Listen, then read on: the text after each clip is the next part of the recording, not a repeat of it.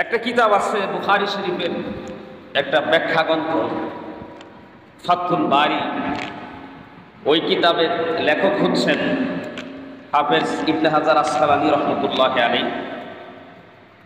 তিনার লিখিত আরেকটা কিতাব আছে তাহজিবুত তাহজিব একটা কিতাব। এই কিতাবের মধ্যে আলী ইবনে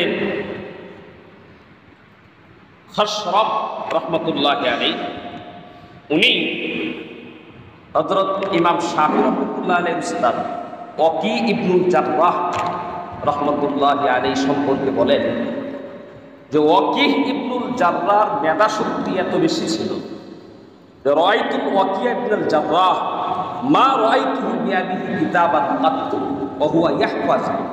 তিনি বলতেন যে আমি ওয়াকি ইবনুল জাররাহকে দেখতাম ছাত্র জীবনে তিনি ক্লাসে কখনো লেখতেন না। উস্তাদরা যে বিভিন্ন চাকরিতে বিভিন্ন উস্তাদরা ক্লাসে অনেক সময় মূল্যবান কথা বলে, তোমরা ক্লাসের সবক পড়াই দিকে মূল্যবান অনেক কথা বলে। তো আমরা তো এগুলি তোমরা কিতাব বিভাগে পড়লে এটা বুঝবা, আমরা এগুলি অনেক সময় নোট করে রাখতাম। কিতাবের যে সাইডে যে আছে মাইনাস সত্তর এদিকেও পেন্সিল দিয়ে আমরা অনেক সময় টুকে রাখতাম।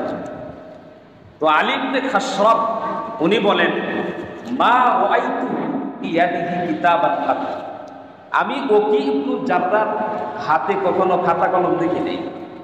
সে কখনো উস্তাদের তাকরীর কখনো নোট করতেন না। কি করতেন? ওয়া ইয়াহফাজ, উস্তাদ যা করতো সব মুখস্থ করে। তো আমি জিজ্ঞাসা করলাম তাকে ওয়াসালতুহু আন কুওয়াতি হিফজ, তার এই প্রখর মেধা শক্তি, হিফজ শক্তি, মুখস্থ শক্তি ব্যাপারে আমি তাকে জিজ্ঞাসা করলাম যে এই মেধা শক্তি তুমি কিভাবে অর্জন করো? ওয়াকি ইবনুল জাররাহ রাহমাতুল্লাহি আলাইহি তিনি জবাব দিয়েছিলেন তারাক্তুজ যুনুবা, আমি গুনাহ ছেড়ে দিয়েছি। কি ছেড়ে দিয়েছি? গুনাহ ছেড়ে দিয়েছি। তারাক্তুজ যুনুবা, গুনাহ ছেড়ে দিয়েছি। এই গুনাহ বর্জন করার কারণেই আল্লাহ পাক আমাকে এত মেধা শক্তি কুওয়াতে হিফজ আল্লাহ দান করেছেন যে ক্লাসের মধ্যে উস্তাদের কোনো পড়া, কোনো তাকরীর, কোনো বর্ণনা আমার নোট করতে হয় না, আমার মুখস্থ হয়ে গেছে। এই জন্য গুনাহের একটি ক্ষতি হলো, যেটা মারাত্মক পর্যায়ের ক্ষতি। গুনাহের কারণে মানুষ কোরআন ও হাদিসের ইলম ভুলে যায়, মানুষের মেধা শক্তি দুর্বল হয়ে যায়। এজন্য ইমাম শাফি রহমতুল্লাহি আলাইহি ওনার উস্তাদ যার ঘটনা ইতিপূর্বে বয়ান করলাম, উনি হচ্ছেন ওয়াকি ইবনুল জাররাহ, ইমাম শাফি রহমতুল্লাহ আলাইহির উস্তাদ। ইমাম শাফি রহমতুল্লাহ আলাইহি বলেন আমারও অনেক সময় অনেক কিছু ভুলে যেতাম, অনেক কিছু মনে থাকতো না। তখন আমি আমার উস্তাদ ওয়াকি ইবনুল জাররাহর কাছে গেলাম। শাকাউতু ইলা ওয়াকিইন সুআ হিফজি ওয়া আওসানি ইলা তারকিল মাসি। আমি যা বললাম, হুজুর আমি তো অনেক সময় অনেক কিছু ভুলে যাই, আমার মনে থাকে না, একটু পরামর্শ দেন। শাকাউতু ইলা ওয়াকিইন সুআ হিফজি ওয়া আওসানি ইলা তারকিল মাসি।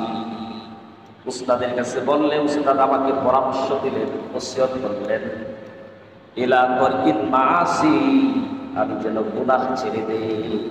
শাফি তুমি গুনাহ ছেড়ে দাও, তাহলে তোমার হিফজ শক্তি, তোমার ইয়াদ শক্তি, তোমার মেধা শক্তি কি হবে? মজবুত হবে। কেন? বাইনাল ইলমা নূরুম মিন ইলাহি ওয়া নূরুল্লাহি লা ইউকালি আসি। কারণ ইলম হচ্ছে আল্লাহ পাকের পক্ষ থেকে নূর, আলো, নূর। আর এই নূর ওয়া নূরুল্লাহি লা ইউকালি আসি, কোনো নাফরমান, কোনো গুনাহগার ব্যক্তিকে আল্লাহ পাক এই নূর দান করেন।